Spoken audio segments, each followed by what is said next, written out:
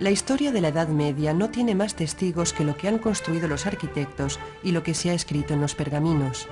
La historia de la cruzada contra los albigenses no puede comprenderse sin visitar cada uno de sus castillos y sin recorrer los paisajes que rodearon este drama. Cierto es que aunque los paisajes casi no han cambiado desde el siglo XIII, los castillos o sus vestigios no se parecen mucho a lo que eran cuando se produjeron los hechos. Desde entonces han sido destruidos, reconstruidos, restaurados y constituyen a la vez la memoria y el símbolo de este trágico episodio.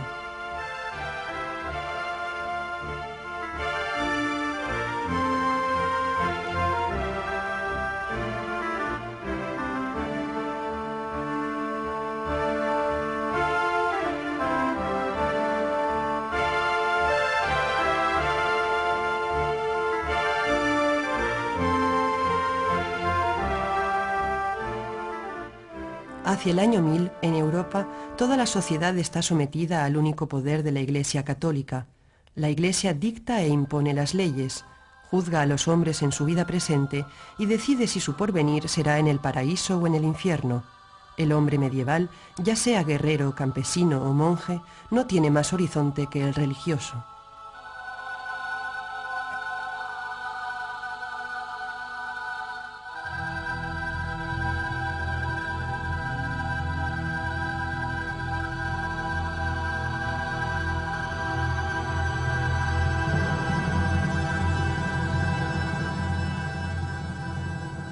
En este gran océano de ortodoxia católica se forma rápidamente un archipiélago de islas en donde se reza de modo diferente y en donde se habla de Dios con un lenguaje diferente. Estas nuevas religiones se llaman herejías frente a la ortodoxia de la religión católica.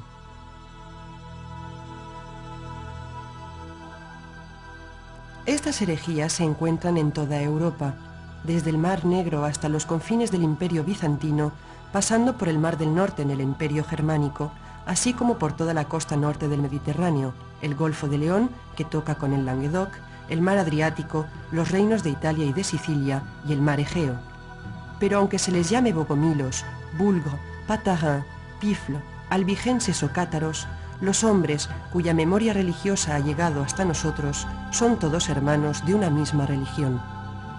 El Gran Sur actual de Francia será el marco geográfico de esta guerra llamada Cruzada contra los albigenses, refiriéndose a la ciudad de Albi, en donde tuvo lugar en 1165 una reunión contradictoria organizada por su obispo que opuso a católicos y cátaros. Aquí, en el Lauragais, es en donde esta religión medieval ha dejado sus más profundas huellas. Casi no hay escritos, ni monumentos, ni iglesias cátaras, tan solo la memoria de este país y el sol en los caminos para hablarnos de catarismo. Los cátaros son unos cristianos que oponen la buena creación espiritual, eterna, a la mala creación material, temporal. Se dice que los cátaros son dualistas. El hombre es el mundo de la mezcla. Su cuerpo físico pertenece al mal y su espíritu al bien. En el momento del único sacramento cátaro, el bautismo del consolamentum, el espíritu recuerda que pertenece a la buena creación. El bautizado, que se llama entonces buen cristiano o buena cristiana si es una mujer, tiene que seguir durante toda su vida una vida ascética y respetar al pie de la letra el mensaje de los santos evangelios. Así se asegura de que después de su muerte, su espíritu irá a la buena creación, contrariamente a la Iglesia católica, que envía a los pecadores al infierno. Los hombres buenos y mujeres buenas tienen el deber de predicar la religión cátara. Como los apóstoles, van 2 por 2 y revelan el mensaje de Cristo a quien quiera oírlo.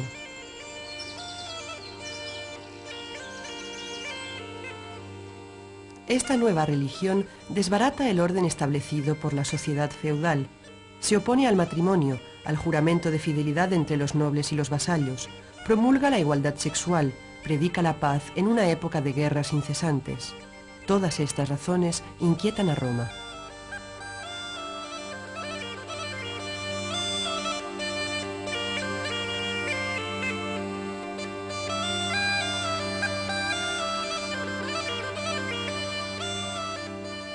A principios del siglo XIII, el Languedoc vive un período de prosperidad y de equilibrio, durante el cual la corona de Aragón y su rey Pedro II pesan con todo su poder.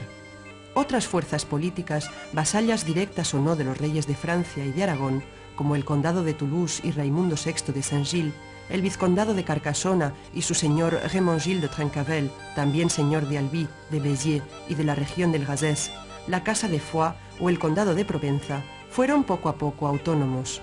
Esta autonomía rebelde tendrá mucho peso en la decisión de una confrontación armada. Sin embargo, la solución militar intervendrá después de múltiples tentativas pacíficas de hacer entrar en razón a toda una sociedad favorable a la herejía cátara. La Iglesia Católica enviará a sus mejores predicadores por toda Occitania para luchar verbalmente contra el catarismo. En Verfeil, en junio de 1145, la muchedumbre abucheó a Bernard de Clairvaux, fundador del orden de cistercienses que construyó por toda Europa una red de abadías como la de Fontfroide. Este maldijo la ciudad, pero no pudo convencer a la población. En 1167, durante el concilio de Saint-Félix de Lauragais, dirigido por el diácono Bogomilo Nicetas, la iglesia cátara se organizó y creó obispados. Domingo de Guzmán se instaló en Fanjeaux. El futuro Santo Domingo predicó pobreza y despojo a la manera de los cátaros, pero en 1208, dándose por vencido, declaró: «He suplicado, he llorado, pero allí donde la bendición no surja efecto, el palo será eficaz». Poco tiempo después de esta funesta predicción empezaron a precipitarse los acontecimientos. A comienzos del siglo XIII, Inocencio III instituyó unos legados cuya misión consistía en reformar el clero local y combatir la herejía. Los dos primeros legados fueron dos monjes de la abadía de Fontfroide, Pedro de Castelnau y el hermano Raúl. Recorrieron la región para intentar, también de modo pacífico, convencer a los herejes.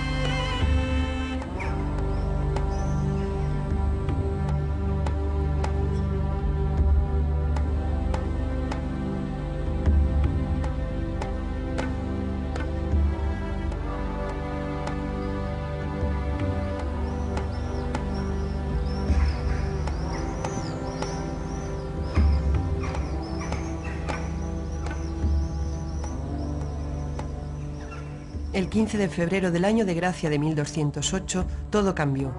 Pedro de Castelnau moría asesinado en Saint-Gilles-du-Gard.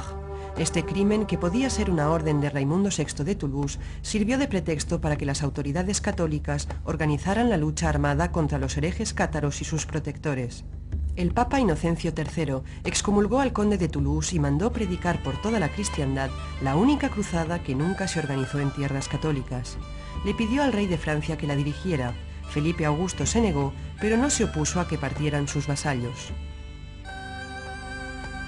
Se cruzaron entre 50.000 y 100.000 hombres, grandes señores de la alta nobleza de Francia, pero también bandidos, pillos y otros truhanes venidos de todos los horizontes.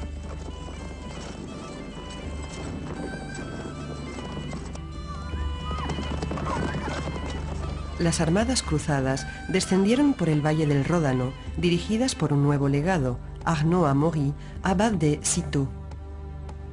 En Quercy, los banqueros de la ciudad de Cahors, rival de Toulouse, financiaron la cruzada. Cahors era una de las primeras plazas bancarias de Europa. El puente Valentré, construido en 1308, es un testimonio de este poder.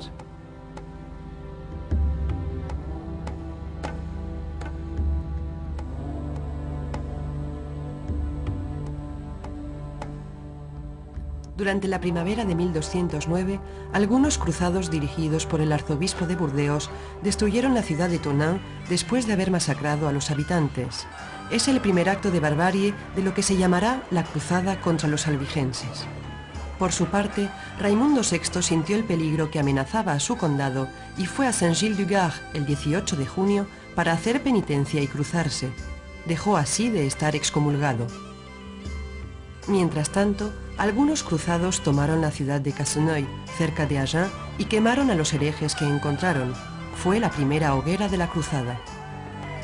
El 14 de julio, la armada cruzada que Raimundo VI había alcanzado en Valence franqueó el Ródano en Beaucaire para dirigirse hacia Montpellier, salvada por el Papa y por Narbona, que se rindió.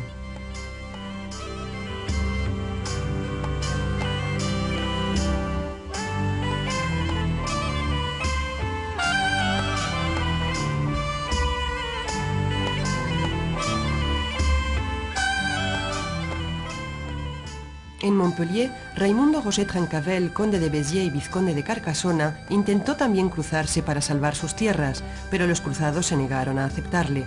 Si todos los nobles meridionales se cruzaban uno tras otro, la cruzada no tendría ningún sentido. Trencavel comprendió que tendría que combatir y se refugió en Carcassona después de avisar a Béziers. El 22 de julio, después de que los habitantes de Béziers se negaran a aceptar las condiciones de los cruzados, los bandidos, los truhanes y los pillos ávidos de riquezas se metieron por una poterna y empezaron los horrores. «¡Matadlos a todos! ¡Dios reconocerá a los suyos!», se dice que gritó el legado pontificio ante la matanza, haciendo eco a la terrible frase de Guillermo de Tudela en la canción de la cruzada albigense: «Y así se sembrará el salubre terror». Mujeres, hombres, niños, católicos y herejes, toda la población fue exterminada. Este acto de suma crueldad traumatizó al resto del país y el miedo que provocó le abrió las puertas de muchas plazas fuertes occitanas a las armadas cruzadas.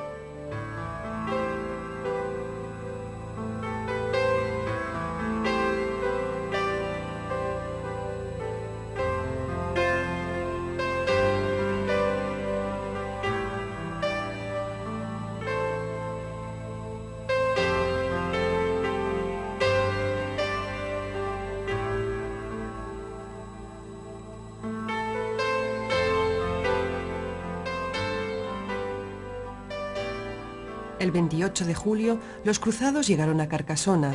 Detrás de las murallas, los habitantes encabezados por Trencavel se prepararon a un largo sitio. El calor de verano era insoportable. Pronto, las enfermedades y la falta de agua convencieron al joven señor de parlamentar con los cruzados, que aprovecharon para hacerlo prisionero. Su captura hizo que la ciudad se rindiera. Acabó en un calabozo en donde murió 3 meses más tarde, seguramente asesinado. Raimundo VI, conde de Toulouse, asistió a estos sangrientos acontecimientos sin participar directamente en la destrucción del vizcondado de los Trencavel. Las tierras de estos, parte de prenda, debían serle confiadas a un noble cruzado católico. Conscientes del precedente que se estaba creando, los grandes señores se negaron a desposeer así a uno de los suyos, por muy meridional y acusado de herejía que fuese. Así fue como las tierras y el título del vizcondado le correspondieron a un pequeño noble de Île-de-France que los aceptó. Se llamaba Simón de Montfort. En otoño, muchos cruzados que habían terminado su servicio d'Ost volvieron a sus dominios. Quedaba el partido de los duros, dirigido por Simón de Montfort, que se empeñó en someter sistemáticamente todas las ciudades que aún resistían. Fue a Fanjeaux, en donde se encontró con Santo Domingo.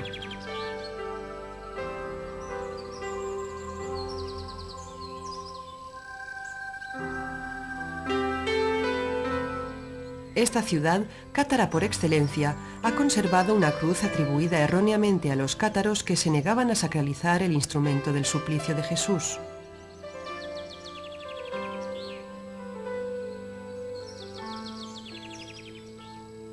Luego, el jefe militar de la cruzada asedió Castelnaudary antes de llegar a Albi.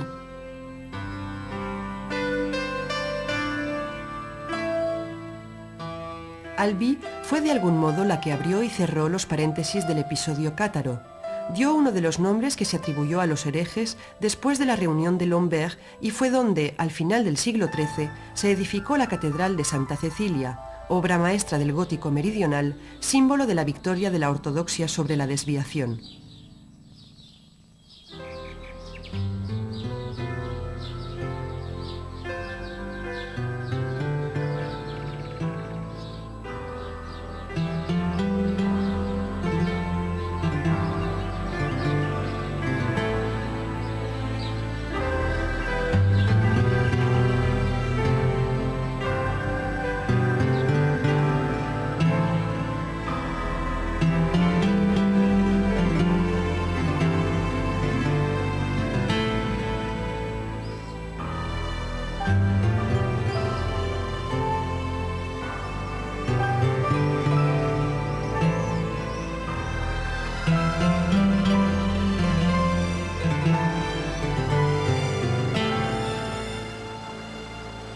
Simón de Montfort recibió poco después la sumisión de Castres, en donde se quemaron vivos a 2 cátaros.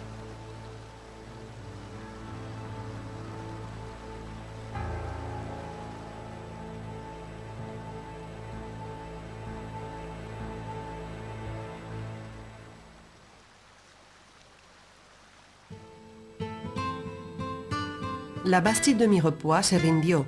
Simón de Montfort otorgó este feudo a su fiel amigo Guy I de Lévis, ascendido a mariscal de la fe, que se instaló en la región.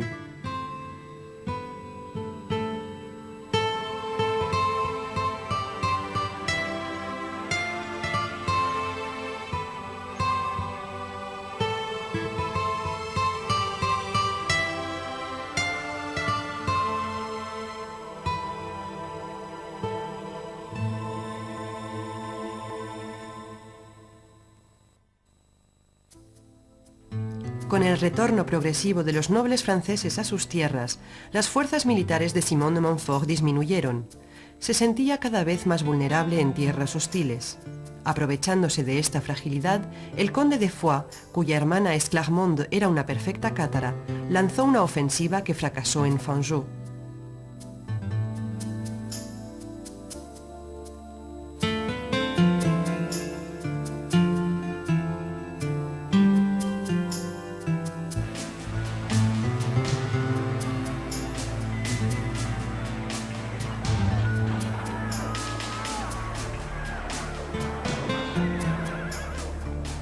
En la primavera de 1210, Simón de Montfort sometió a una horrible mutilación a un centenar de prisioneros capturados durante el sitio de Bram y los envió como advertencia a las Tours para acabar con los núcleos de resistencia.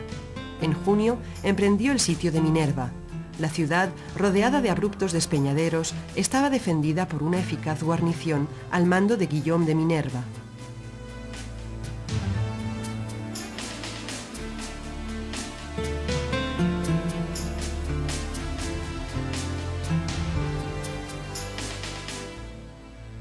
Los cruzados destrozaron las fortificaciones y los accesos a los puntos de agua, desplegando toda una batería de maquinaria bélica alrededor de la ciudad.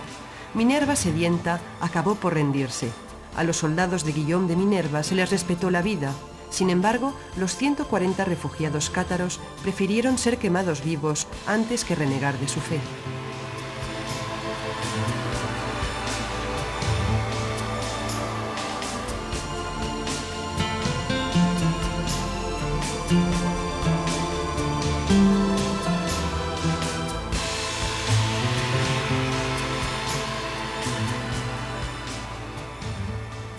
Si los cátaros expresaban con tanto vigor sus creencias, hay que señalar que a principios del siglo XIII la fe católica ortodoxa mostraba el mismo fervor.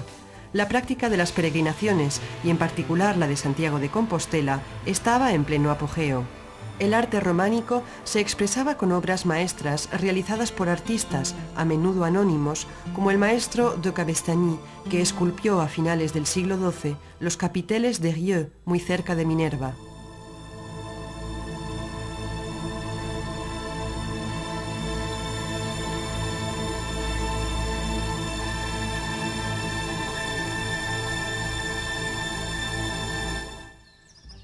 En julio, la Armada Cruzada emprendió el sitio de Termes.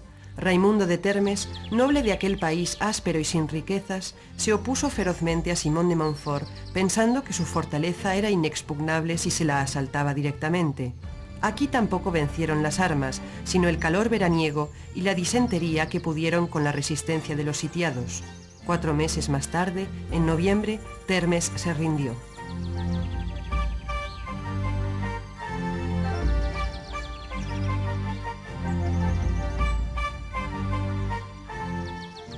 A finales de noviembre, la Armada Cruzada cercó Puy-Vert, que no resistió más que 3 días. Cierto es que el castillo sitiado por Montfort, Modesto Castrum, no tenía nada que ver con el que edificó un siglo después la familia francesa de Bruyères.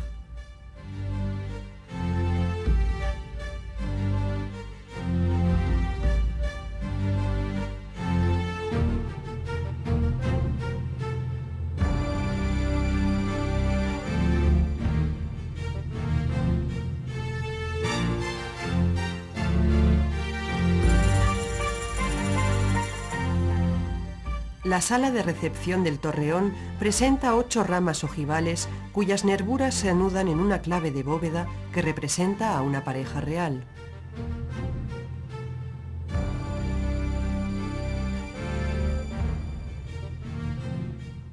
En la sala de los músicos, los pinjantes esculpidos muestran a los músicos medievales con sus instrumentos.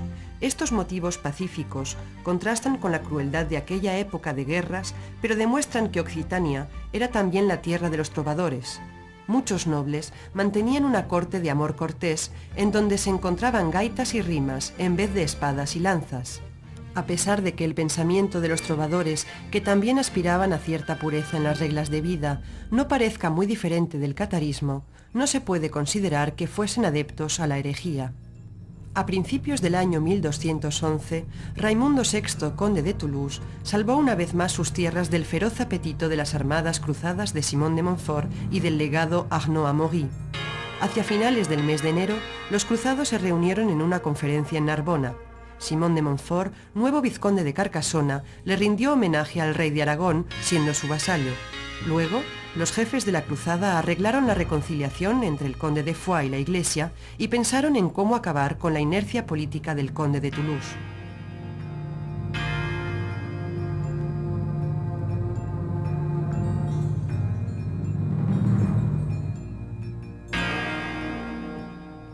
Convocaron a Raimundo VI en Montpellier y, acusándolo de no hacer nada para extirpar la herejía de sus tierras, lo volvieron a excomulgar y a desposeer de sus títulos. Entonces, el condado quedó a disposición de todos los nobles de Francia. La cruzada se convirtió en una verdadera conquista. Pierre Roger de Cabaret sintió venir el peligro y prefirió negociar con los cruzados. Sin embargo, Cabaret, con sus fortificaciones y su posición, parecía ser invulnerable si las armadas de Simón de Montfort atacaban. Pierre Roger de Cabaret mandó como emisario a un primo de Montfort que había capturado, y en contrapartida de su rendición, recibió unas nuevas tierras cerca de Béziers.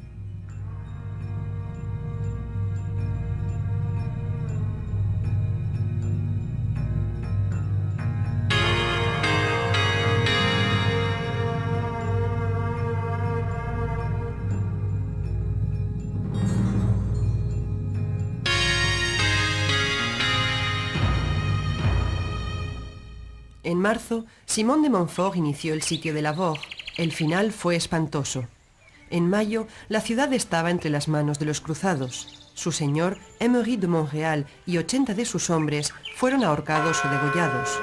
Entregaron a doña Guiraud del castillo de Lavore a los soldados, que la violaron y luego arrojaron a un pozo que cubrieron con piedras. 400 hombres y mujeres buenos cátaros fueron arrojados en las llamas de la mayor hoguera de toda la historia del catarismo occitano.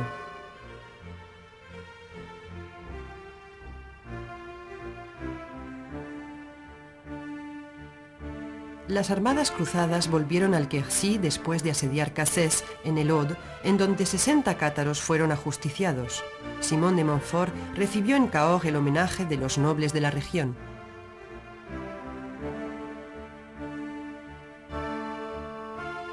Saint-Antonin-Nobleval, en las gargantas del Aveyron, se entregó sin combates. Al año siguiente, en 1212, cuando la ciudad se rebeló, los bordones, esos cruzados pobres, armados tan solo con un bordón, la volvieron a someter.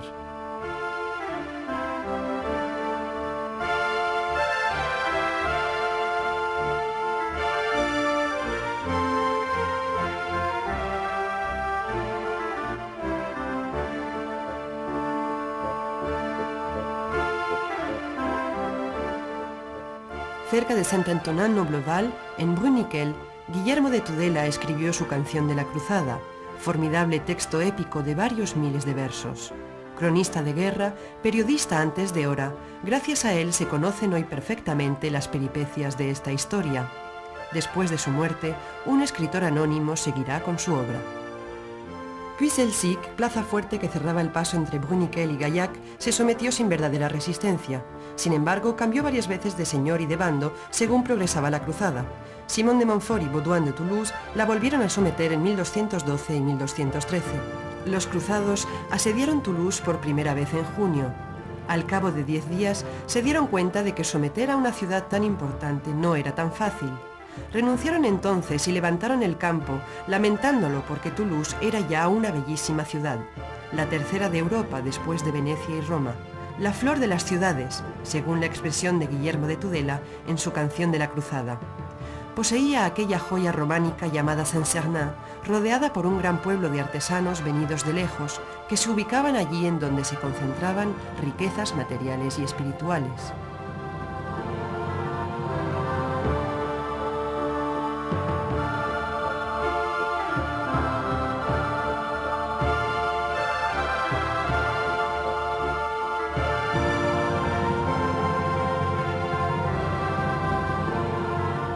En 1216, Santo Domingo hizo construir allí su primer convento, que se llamó Los Jacobinos, cuando un año más tarde los dominicos se instalaron en París, cerca de la puerta de Saint-Jacques, y en 1229 se convirtió en un centro de enseñanza teológica anticátara y en la primera universidad de Toulouse.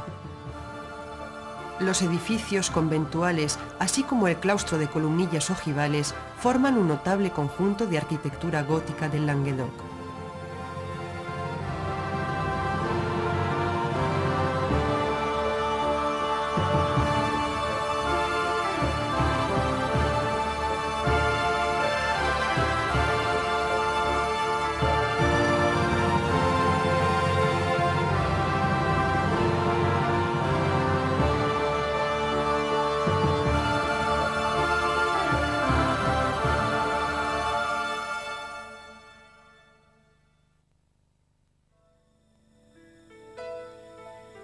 A finales de junio, Simón de Montfort acompañó a los cruzados alemanes hasta Rocamadour.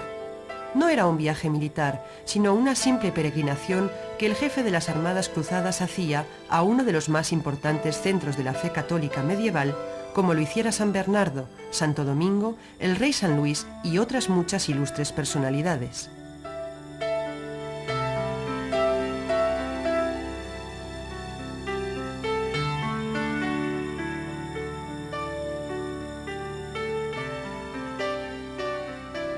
La conquista del Bajo Quercy y del Agenais empezó en 1212. El hermano de Simón, Guy de Montfort, luchó contra los defensores del Pen d'Albigeois. Esta rebelde fortaleza yergue con orgullo sus vertiginosas ruinas.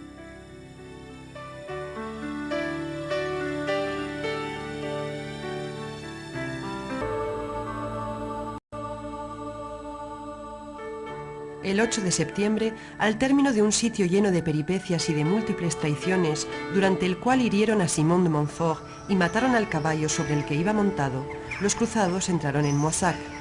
Aunque los habitantes les habían entregado varios centenares de soldados tolosanos para mostrar su buena voluntad, pillaron la ciudad y destrozaron el espléndido claustro.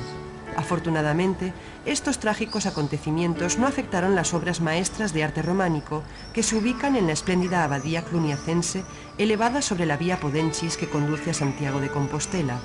La portada esculpida es una Biblia de piedra que enseñaba a los fieles y a los peregrinos que no sabían leer los fundamentos de una religión que mezclaba por aquel entonces lo sobrenatural con las fábulas moralizadoras, atrayendo a las almas simples a las que gustaban las fantasías.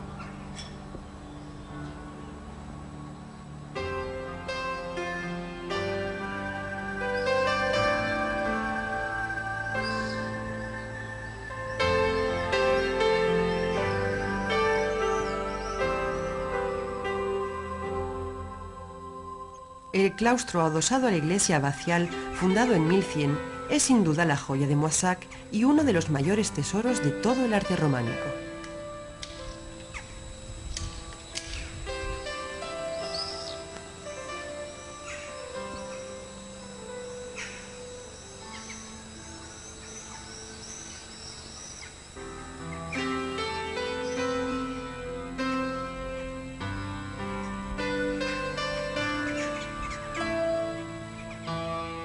En cuanto a la iglesia abacial, dedicada a San Pedro, se afirma un carácter más gótico en su estatuario.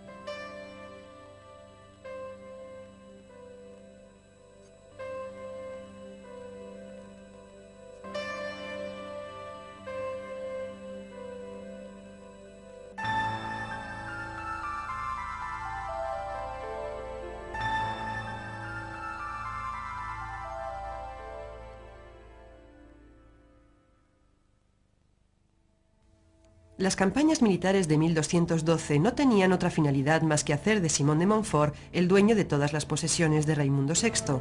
En diciembre, cuando se acuartela para el invierno en Pamiers, nada le impide considerarse el nuevo conde de Toulouse, salvo Montauban y Toulouse. Es más, hace que sus clérigos le redacten los estatutos de Pamiers que estipulan los derechos, usos y costumbres de las tierras conquistadas. Ante la voluntad de las tropas cruzadas de arrancarle sus tierras y la incapacidad de los señores occitanos, Raimundo VI de Toulouse pidió ayuda a su cuñado Pedro II de Aragón, rey muy católico.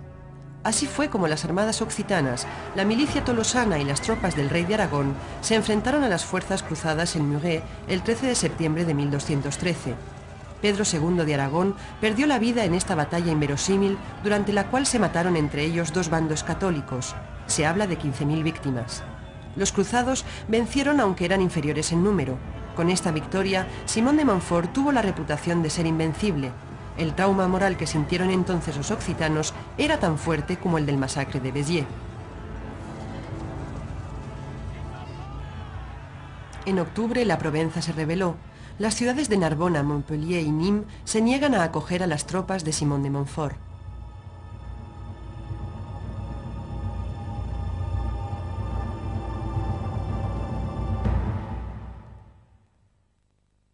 Durante 1214, Montfort tuvo que volverse a imponer por todo el norte del país conquistado, Rouergue, Quercy, Agenais y Périgord.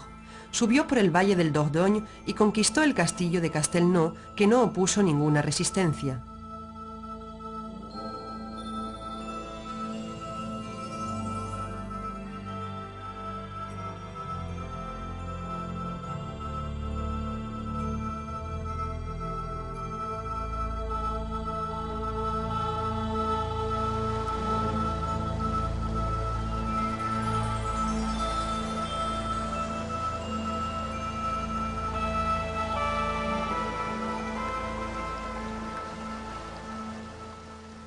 Asedió y destrozó el castillo de Benac, llamado el Arca de Satán, porque su señor, barón de Périgord, era un aliado de Raimundo VI de Toulouse.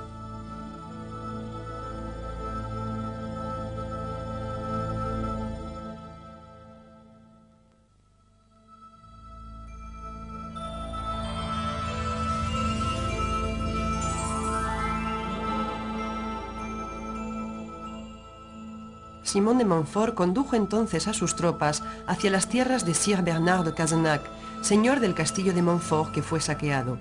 Durante la Guerra de 100 años se destrozará y reconstruirá varias veces y con el tiempo se convertirá en este elegante castillo de los siglos XV y XVI que aún se puede admirar hoy.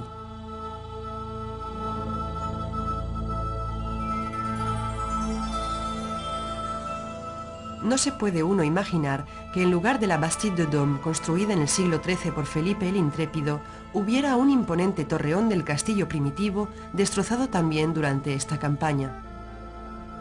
Luego, en otoño, después de pasar por Rodez, los cruzados rodearon el castillo de Séverac. Gracias a la nieve de aquel invierno, los asediados pudieron negociar que Simón de Montfort se marchara.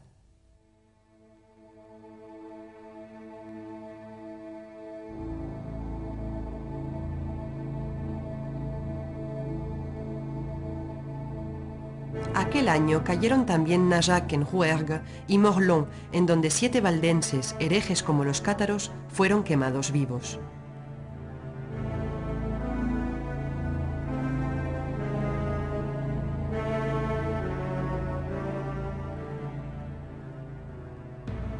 Durante el concilio de Latran, en noviembre de 1215, el papado oficializó la expoliación total de los bienes de los condes de Toulouse para dárselos a Simón de Montfort, que los entregó al rey de Francia, Felipe Augusto, en 1216.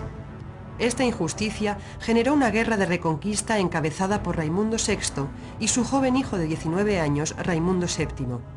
En enero de 1216, ambos desembarcaron en Marsella, decididos a recuperar sus bienes y sus tierras. Siguiendo su ejemplo, toda la nobleza de la Provenza se rebeló. Caballeros como Thomier y Palazi de Tarascon tomaron las armas del bando de los dos Raimundos. En la orilla derecha del Ródano, el joven Raimundo VII y sus hombres asediaron Beaucaire, en donde estaba atrincherado Lombert de Thury. Los cruzados fueron a socorrer a aquel fiel teniente de Simón de Montfort y rodearon a los occitanos.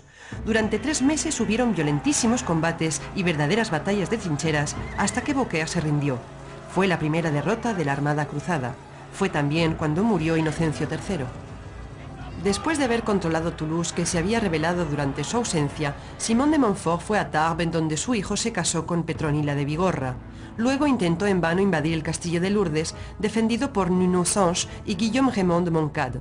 Este fracaso frenó las avanzadas hacia Occitania.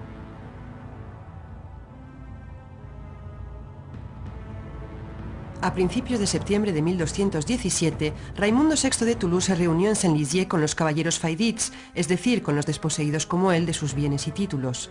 Informados por la resistencia tolosana, deciden establecer el cuartel general de su acción de reconquista del Languedoc en Toulouse. El 13 de septiembre, el conde de Toulouse hizo una entrada triunfal en la ciudad que lo recibió como a su señor natural. El pueblo, que había recobrado su honor, expulsó a los franceses y a sus colaboradores, que se refugiaron en el castillo Narbonés y en la catedral de Saint-Étienne. Algunos de sus elementos se conservarán más tarde en el Museo de los Augustins.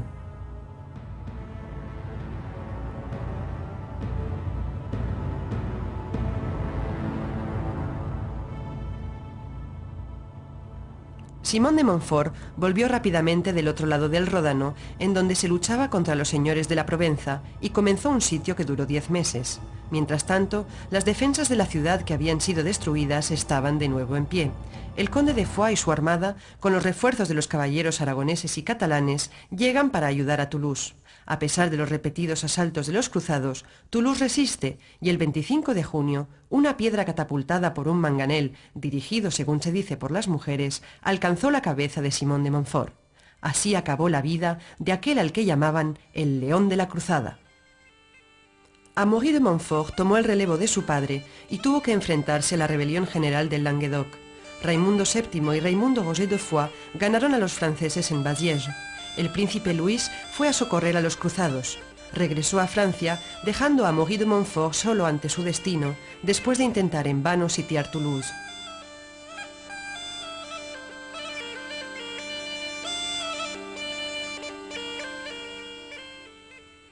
En noviembre de 1222, Raimundo VII, de 25 años de edad, fundó la ciudad de Cordes, dándoles a sus habitantes unos privilegios excepcionales. Su padre, Raimundo VI, había muerto en agosto, y Roma se negó a que tuviera una sepultura cristiana, puesto que había muerto estando excomulgado. Sus restos mortales quedaron abandonados en una caja de madera hasta el siglo XV.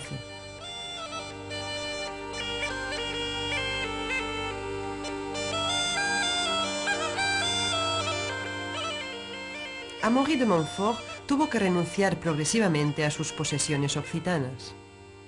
En enero de 1224, encontrándose asediado en Carcassona, tuvo que capitular y abandonar definitivamente la ciudad, llevándose consigo los restos de su padre envueltos en una piel de buey para evitar que profanaran su tumba en la iglesia Saint-Nazaire de Carcassona. Pero el rey de Francia había comprendido el interés económico y político del Languedoc. Además, el catarismo se había vuelto a implantar en todo el país. Fue entonces cuando, siguiendo la petición del Papa Honorio III, Luis VIII tomó la cabeza de una nueva cruzada en 1226. Casi todo el Languedoc se inclinó ante esta noticia, pero Aviñón resiste y durante 3 meses le impide el paso del Ródano a los cruzados. El rey de Francia, que estaba enfermo, acabó su cruzada sin inquietar a Toulouse y murió el 8 de noviembre en Montpensier. Durante 2 años los occitanos acosaron los cuarteles de la realeza, pero los cruzados, bajo el mando de Humbert de Beaujeu, no dejaron de controlar la situación. En diciembre de 1228, el conde de Toulouse firma la paz con Blanca de Castilla, regenta del reino, para salvar lo poco que le queda. En enero de 1229, Raimundo VII acepta las condiciones del Tratado de Meaux, que le obliga, entre otras cosas, a reconocer la nueva frontera de su condado, perdiendo más de la mitad de sus territorios.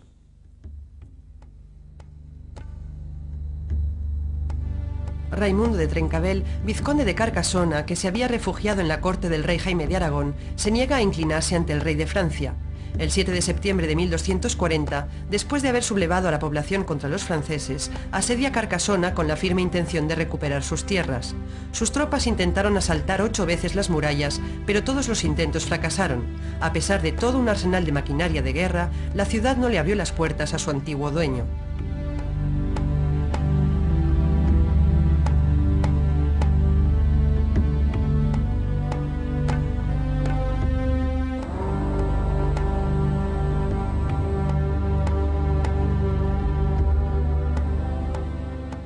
El 11 de octubre, cuando supo que llegaban los refuerzos de la Armada Real, Trencavel se retiró a Montreal, incendiándolo y destrozándolo todo sobre su camino.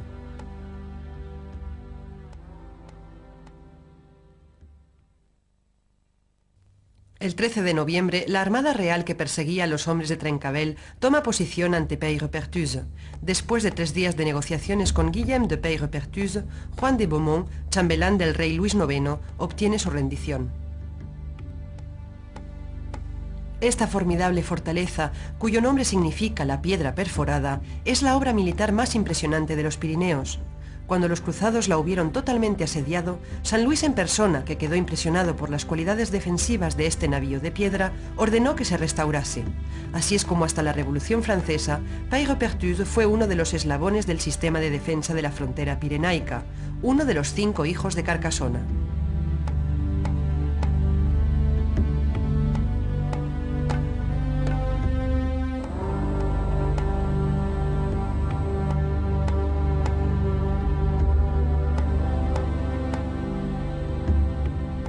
Para combatir definitivamente la herejía cátara, el Papa Gregorio IX organizó desde 1233 un tribunal eclesiástico, la Inquisición, cuyo mando llevaban los monjes dominicos. Pero sus juicios sin piedad y a menudo arbitrarios indignan a las poblaciones. Durante la noche del 28 de mayo de 1242, algunos hombres armados inducidos por Raimundo VII fueron a Aviñonet para asesinar a Guillaume Arnaud y a sus inquisidores. El pequeño grupo responsable del masacre de Aviñonet venía de Montségur, último refugio cátaro, exilio en la montaña para la jerarquía de esta religión y para la nobleza occitana que la apoyaba. El antiguo castillo estaba en ruinas cuando en 1204 la iglesia cátara le pidió a Raimundo de Pérey que lo reconstruyera. Montségur sirvió de base a los herejes durante 40 años. Era un pueblo fortificado con suficiente capacidad a principios de 1244 para acoger a 500 personas. La monarquía francesa se aprovechó del incidente de Aviñonet para intensificar la lucha contra el Languedoc sublevado. Como lo había solicitado Blanca de Castilla, había que cortarle la cabeza al dragón, o dicho de otro modo, había que destruir la ciudadela de Montségur.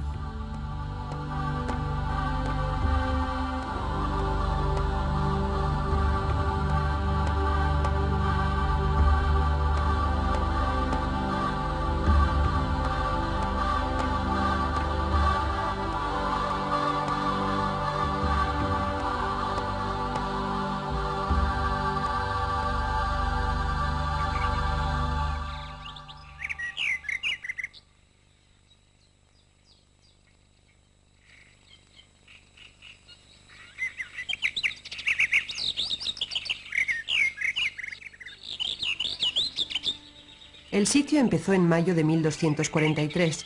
A pesar de sus 600 hombres encabezados por el senescal Hugues de Arcy, la Armada Real no logró cercar el peñón, dadas sus grandes dimensiones.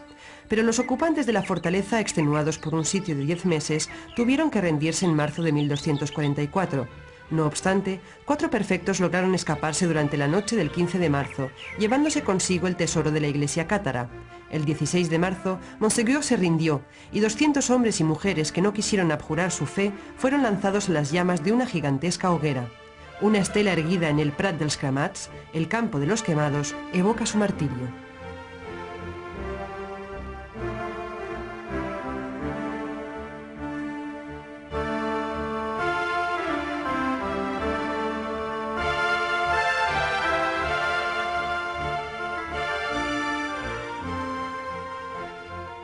La Inquisición continuaba con más crueldad que nunca. Había que reconstituir los registros destrozados durante el masacre de Aviñonet.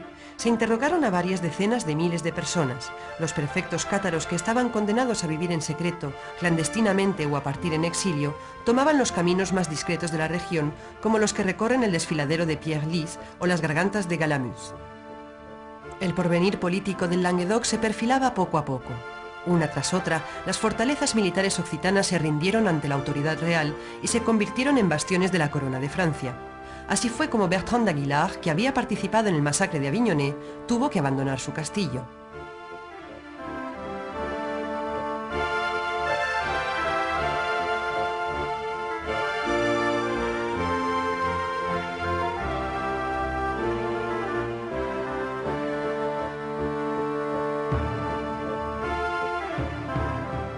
Quedaban dos castillos inaccesibles que desafiaban aún el poder real. Uno era Puylaurens, que controlaba el valle alto de Fenouillet. ¿Cómo lograr entrar por sorpresa? ¿Con qué estratagema? ¿Con qué rara intriga? El caso es que en 1250 estaba entre las manos de los senescales de Luis IX.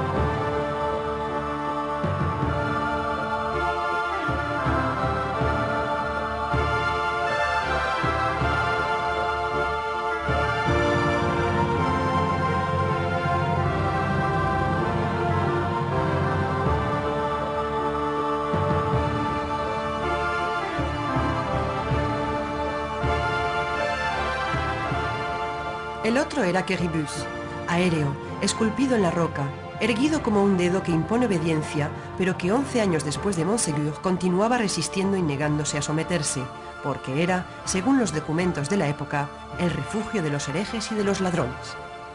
En 1255, el rey, exasperado por esta insumisión, le mandó a Pierre d'Auteuil, senescal de Carcassona, aniquilar aquel islote de resistencia al mando de Chabert de Barberat. La ciudadela era inexpugnable. Las máquinas de guerra dejaron paso a la diplomacia. El señor occitano Olivier de Termes, arrepentido en 1241 y que acompañó a San Luis a Palestina para la Séptima Cruzada, se reunió con el señor de Quéribus. ¿Qué pasó? ¿Acuerdo o traición? El caso es que Quéribus se rindió sin derramar sangre.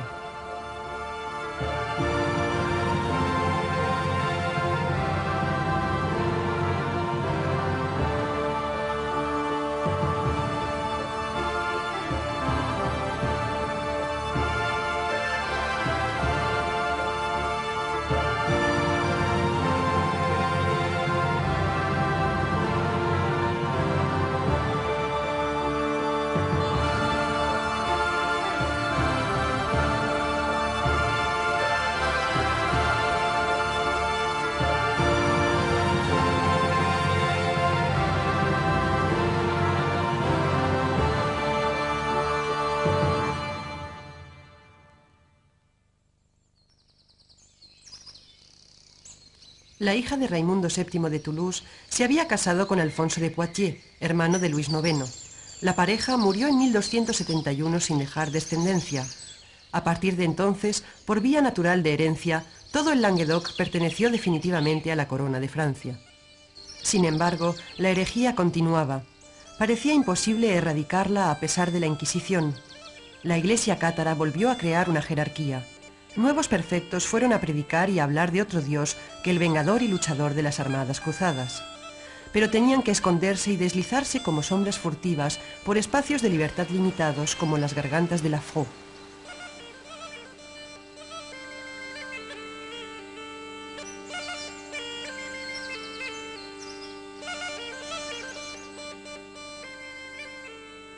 Así es como en 1318, en el pueblo de Montaillou, todo el mundo era cátaro.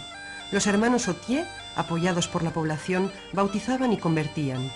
Se necesitaron 7 años de investigaciones y 25 interrogatorios de los más severos para que el inquisidor de Pamiers, el obispo Jacques Fournier, futuro Benoît XII, cerrara definitivamente el caso.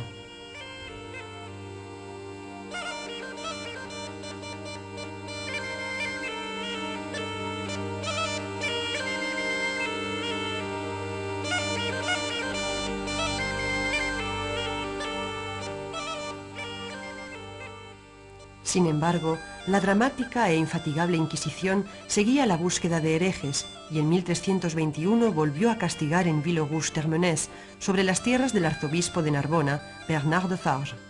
Arrestaron al prefecto Belibasto, lo interrogaron ante el Tribunal de Dios. Le pidieron que renegara de su fe, que renunciara a sus errores. El hombre bueno se negó. Entonces cayó la sentencia, la misma de siempre, la hoguera. Pero nada le importó al sólido Belibasto, convencido de que así evitaría el infierno y el mundo corrompido de los seres vivos. Muriendo, su cuerpo, obra del mal, liberaría por fin su alma y podría llegar hasta Dios en el reino del bien. Con él desapareció el último perfecto conocido y se apagó para siempre la última palabra cátara.